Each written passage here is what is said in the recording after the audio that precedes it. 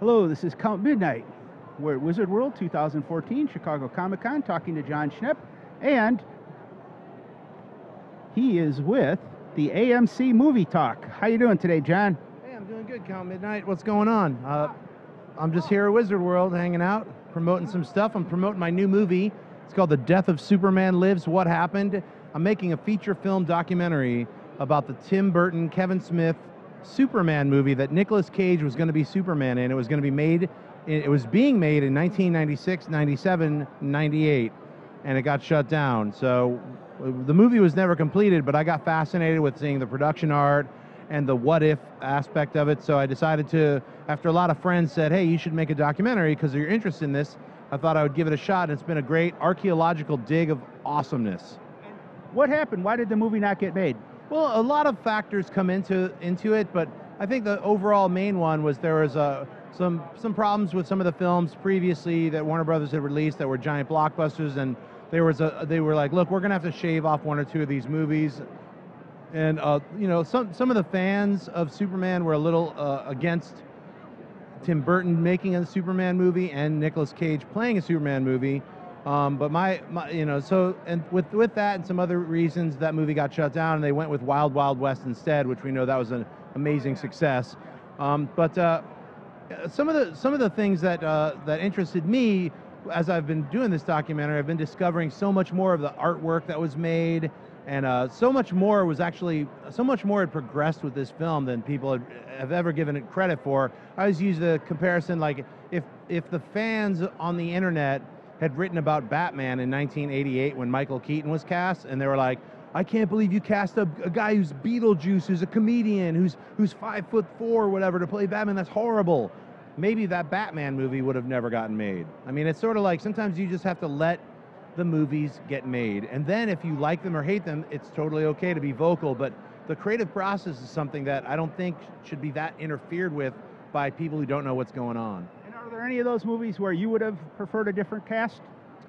Let's see, like a different cast. You know what? I mean, I would go back, like maybe even 2 years back to Batman and Robin. I always thought George Clooney was a weird casting decision for Batman. But you know, it wasn't horrible. The movie was horrible. So. Great. And do you have access then to production footage and stills and all that, or do you have permission? Yes, I've been given permission by some of the people involved in the making of the film Superman Lives to use some of these materials, so that's what I've been doing. I've been putting together this movie. I've been interviewing all the main people involved in the movie, and it's been a lot of fun. I gotta say, as a director as well as an artist, to meet up with the conceptual designers and talk about their process. And you know, I mean, the whole thing about when you make a film, you come up with a lot of different ideas, and then you slowly hone it down to the actual, whatever the prop is or whatever the costume is.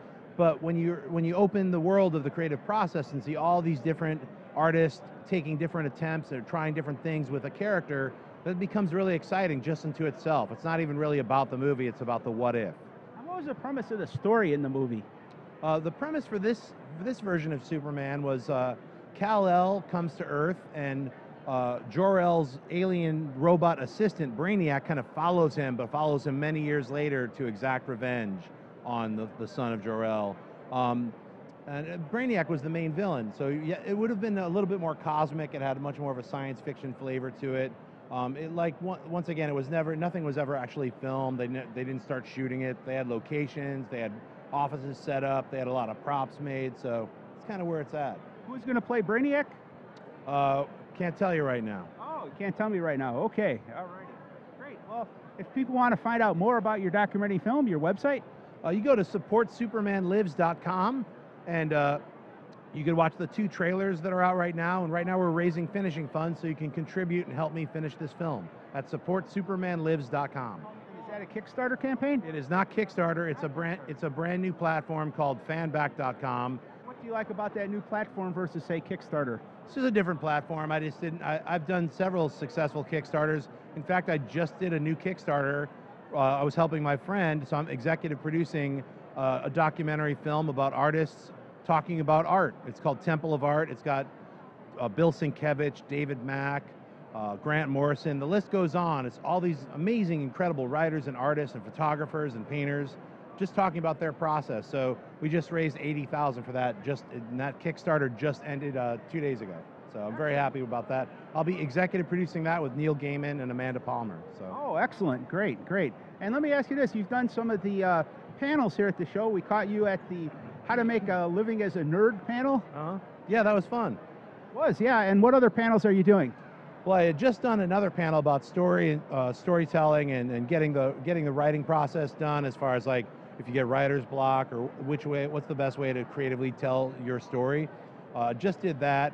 And I'll be doing my own solo panel at 3 o'clock right now. It's just called The Many Talents of Jon Schnepp, because I've edited Space Ghost, I've directed Metalocalypse and Venture Brothers and Black Panther. I'm executive producing documentaries and directing my own documentaries. I've designed and created the band Death Clock.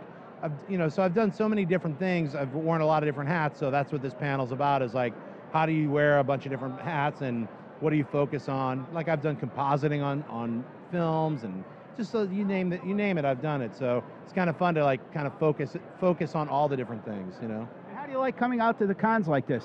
I love it. I'm a nerd, so this is my brethren. I love hanging out with all the other nerds and geeks and geebs and flimpies, and I walk around, I buy stuff. I buy a bunch of stuff from the Artist Alley. I buy hardcover comic books. So I go and do all the cons. I've been doing them before I had a booth. I would just go and buy stuff because I've been a nerd since I was a little kid. So. Great. Well, anything else you'd like to say on camera? No. Other than thanks for all the support, and keep being nerds. There's nothing wrong with it. It's actually awesome. So. Great. Jon, thank you so much. Hey everybody, it's Jon Schnepp here. You might watch the show AMC Movie Talk. Check that out. It's online. I'm actually making a film right now. It's called The Death of Superman Lives, What Happened. We're in our final finishing fund, so go to supportsupermanlives.com if you want to help out, pre-order a DVD or a Blu-ray. That's that. I'm here on the Count Midnight show, so check it out. Brand new Dracula.